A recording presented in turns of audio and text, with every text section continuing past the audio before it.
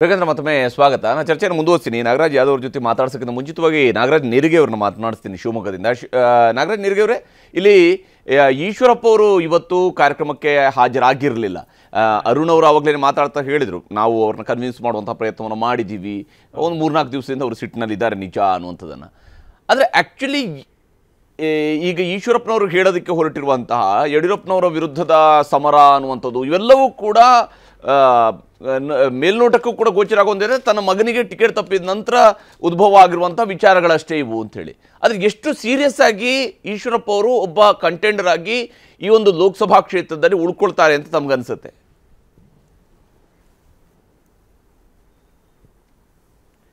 ಹೌದು ಹರಿಪ್ರಸಾದ್, ಈಶ್ವರಪ್ಪನವರ ಸ್ಪರ್ಧೆ ಇದೆಯಲ್ಲ, ಅದು ಇವತ್ತಿನ ತನಕ ನಮಗೆ ಖಂಡಿತ ಇವರು ಸ್ಪರ್ಧೆ ಮಾಡ್ತಾರೆ ಅನ್ನೋ ಭರವಸೆ ಇರಲಿಲ್ಲ. ಯಾಕಂದ್ರೆ ಇವತ್ತು ಹೇಗೋ ಮಾಡಿ ನಾಯಕರುಗಳವ್ರನ್ನ ಕನ್ವಿನ್ಸ್ ಮಾಡಿ ಮೋದಿ ಅವ್ರ ಕಾರ್ಯಕ್ರಮ ಕರ್ಕೊಂಡ್ ಬರ್ತಾರೆ ಅನ್ನೋ ಭರವಸೆ ಇತ್ತು.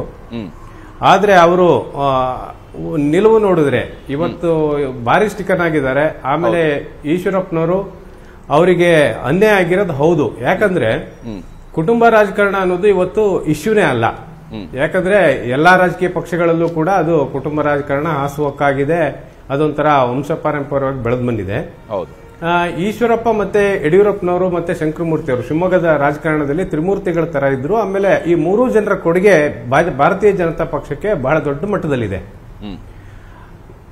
ಈಗ ಅವರ ಇಬ್ರು ನಾಯಕರುಗಳ ಮಕ್ಕಳಿಗೆ ಅಧಿಕಾರ ಸಿಕ್ಕಿದೆ. ಅಂದ್ರೆ ಯಡಿಯೂರಪ್ಪನವ್ರ ಮಕ್ಕಳು ಇವತ್ತು ಉನ್ನತ ಅಧಿಕಾರದಲ್ಲಿದ್ದಾರೆ. ಶಂಕರಮೂರ್ತಿ ಅವ್ರ ಮಗ ಸುತ ಅರುಣ್ ಅವರು ನಮ್ಮ ಜೊತೆಗಿದ್ದಾರೆ. ಅವರು ಕೂಡ ಇವತ್ತು ವಿಧಾನ ಪರಿಷತ್ ಸದಸ್ಯರಾಗಿದ್ದಾರೆ. ಈಶ್ವರಪ್ಪನವರು ಪ್ರಮುಖ ನಾಯಕರು. ಅವ್ರ ಮಗನಿಗೆ ಏನು ಕೇಳಿಲ್ಲ. ಅವರು ಒಂದು ಹಾವೇರಿಯಿಂದ ಸ್ಪರ್ಧೆ ಮಾಡ್ಲಿಕ್ಕೆ ಅವಕಾಶ ಕೇಳಿದರೆ ಅವಕಾಶ ಸಿಕ್ಕಿಲ್ಲ. ಆದ್ರೆ ಇಲ್ಲೊಂದು ಲಾಜಿಕ್ ಇದೆ. ಈಶ್ವರಪ್ಪನವರಿಗೆ ಸಿಟ್ಟು ಅವರಿಗೆ ಭಾರತೀಯ ಜನತಾ ಪಕ್ಷದ ಮೇಲಾಗ್ಲಿ ಪ್ರಧಾನಿ ನರೇಂದ್ರ ಮೋದಿ ಅವರ ಮೇಲಾಗ್ಲಿ ಇಲ್ಲ. ಅವರಿಗಿರೋದು ಯಡಿಯೂರಪ್ಪನವರ ಕುಟುಂಬದ ಬಗ್ಗೆ ಒಂದು ವಿರೋಧ ಇದೆ. ಅದಕ್ಕೋಸ್ಕರ ಅವರು ನಾನು ಸ್ಪರ್ಧೆ ಮಾಡ್ತೀನಿ ಅಂತ ಹೇಳ್ತಿದ್ದಾರೆ. ಅವರಿಗೆ ಹಾವೇರಿಯಲ್ಲಿ ಅವ್ರು ಕೇಳಿದ್ರು, ಅವ್ರ ಸ್ಪರ್ಧೆ ಅಲ್ಲಿ ಮಾಡಬೇಕಾಗಿತ್ತು. ಆದ್ರೆ ಶಿವಮೊಗ್ಗದಲ್ಲಿ ಯಾಕೆ ಸ್ಪರ್ಧೆ ಮಾಡ್ತಿದ್ದಾರೆ ಅನ್ನೋದನ್ನ ಇದರ ಹಿಂದ್ಗಡೆ ಇರೋ ಒಂದು ನಿಗೂಢ ಏನು ಅಂದ್ರೆ ಯಡಿಯೂರಪ್ಪನವ್ರ ವಿರುದ್ಧ ನಾನು ಸ್ಪರ್ಧೆ ಮಾಡಬೇಕು, ಅವರಿಂದ ನಂಗೆ ಅನ್ಯಾಯ ಆಗಿದೆ ಅಂತ ಹೇಳಿ. ಆಮೇಲೆ ಈಶ್ವರಪ್ಪ ಮತ್ತೆ ಯಡಿಯೂರಪ್ಪನವ್ರ ನಡುವಿನ ಭಿನ್ನಮತ ಅದು ಇವತ್ತು ನಿನ್ನೆದಲ್ಲ.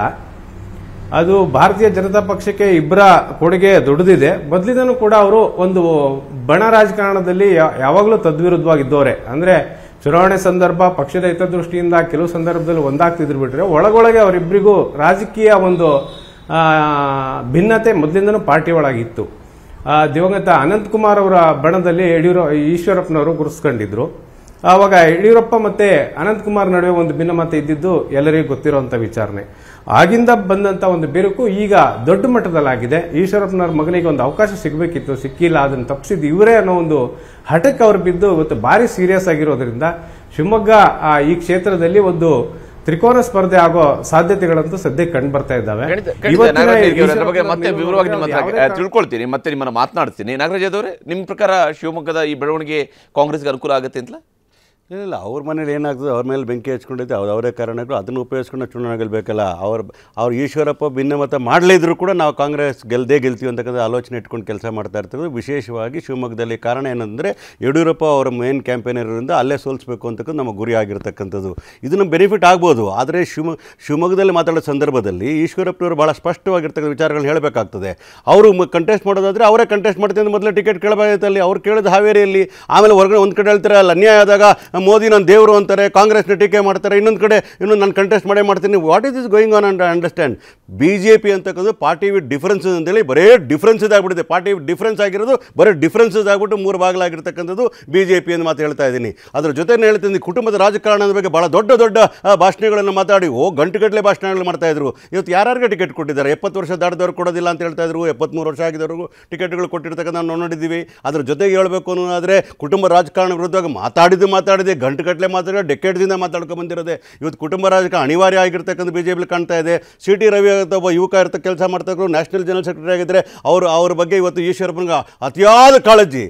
ಅದು ಒಂದು ವೇಳೆ ಸೋಲಿಸಲೇಬೇಕು ಅಂತ ಮಾತನ್ನ ಹೇಳಿದ್ರಲ್ಲ, ಅವ್ರನ್ನ ಅಲ್ಲೇ ಸೋಲಿಸಬೇಕು. ಒಂದು ನಿಮಿಷ, BJP ನಾಯಕರುಗಳು ನಿರಂತರವಾಗಿ ಒಂದು ಮಾತನ್ನ ಯಾರ್ಯಾರಿಗೆ ಟಿಕೆಟ್ ತಪ್ಪಿದ ಅಥವಾ ಕಳೆದ ಬಾರಿ ಕೆಲವು ಸೋತಿರುವಂತವ್ರು ಕೂಡ ಹೇಳ್ತಿದ್ರು, ಅಡ್ಜಸ್ಟ್ಮೆಂಟ್ ಮಾಡ್ಕೊಂಡಿದ್ದಾರೆ ನಿಮ್ಮ ನಾಯಕರುಗಳು ಅಂತ ಹೇಳಿ. ನಮ್ಮಲ್ಲಿ ಯಾವ ಅಡ್ಜಸ್ಟ್ಮೆಂಟ್? ನಾನು ಅದಕ್ಕೆ ಹೇಳಿದ್ದು, ನಾನು ಯಡಿಯೂರಪ್ಪನವರು ಮುಖ್ಯ ಚುನಾವಣೆಯಲ್ಲಿ ಅವರಿರ್ತಕ್ಕಂಥ ಐಕಾನ್ ಆಗಿರ್ತಕ್ಕಂಥವ್ರು ಯಡಿಯೂರಪ್ಪನವರು. ಅವ್ರಿಗೆ ನಾವು ಪ್ಲಾನ್ ಮಾಡಿದ್ದೇ ಇದು 20 ಸೀಟಲ್ಲಿ ಮೊದಲನೇ ಸೀಟು ಶಿವಮೊಗ್ಗದಲ್ಲೇ ಗೆಲ್ಲಬೇಕು ಅಂತಕ್ಕಂಥದ್ದು.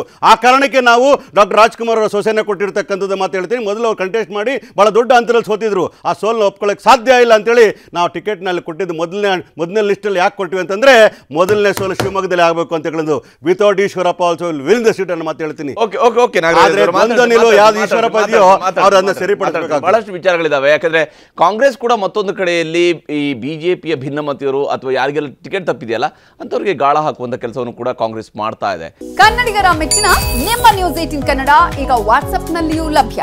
ಕರ್ನಾಟಕ ಮತ್ತು ದೇಶ ವಿದೇಶದ 360 ಡಿಗ್ರಿ ಸುದ್ದಿ ವಿವರವನ್ನ ನೀವು ನಿಮ್ಮ ಕೈ ಬೆರಳುಗಳಲ್ಲಿಯೇ ಪಡೆಯೋದಿಕ್ಕೆ ಈ QR ಕೋಡ್ ಅನ್ನ ಸ್ಕ್ಯಾನ್ ಮಾಡಿ.